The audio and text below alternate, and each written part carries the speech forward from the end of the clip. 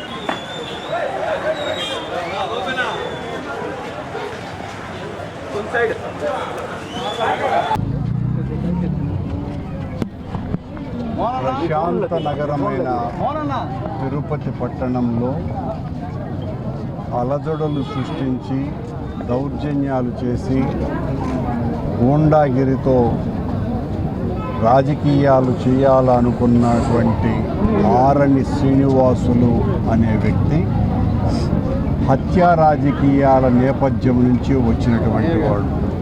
చిత్తూరులో కనీసం 18-19 హత్యలు అనేక సంవత్సరాలలో జరిగినటువంటి ఆ సాంప్రదాయంలో పెరిగినటువంటి కలుపు మొక్క ఆరణి శ్రీనివాసులు.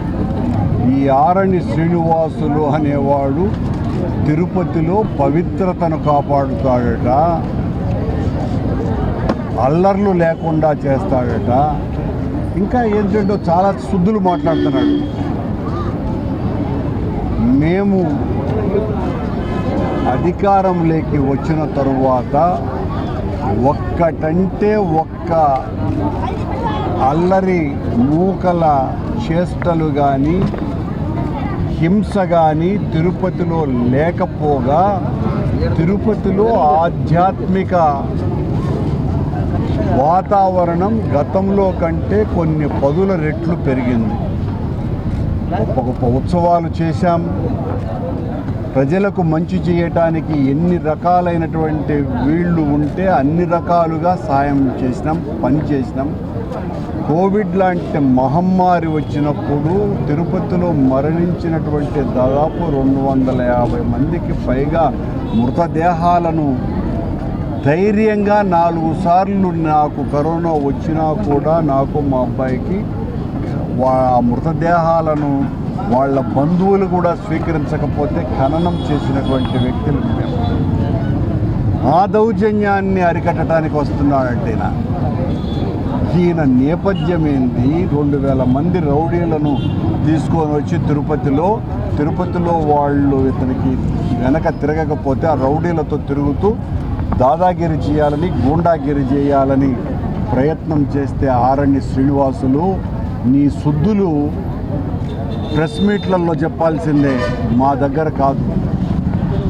ప్రజలు తిరుపతిలో చాలా మంచివాళ్ళు. నీకు ఓటు అనేటువంటి ఆయుధంతో బుద్ధి చెబుతారు. తిరుపతిని గురించి ఓనమాలు తెలియనటువంటి వాడు ఇక ఈ రోజు నుంచి నేను తిరుపతిలోనే నివాసం ఉంటాడంట. నీ వయసు 70 ఏండ్లు, ఇంకా బతకబోయేది 10 ఏండ్లో 20 ఏండ్లో. ఈ రోజు నుంచి నువ్వు తిరుపతిలో ఉండేది ఏంటి? తిరుపతిలో ఉండేటువంటి అల్లర్లు లేకుండా కాపాడటం ఏంటి? నీ బ్రతుకే, నీ వచ్చినటువంటి నేపథ్యమే హత్య రాజకీయాల నేపథ్యం.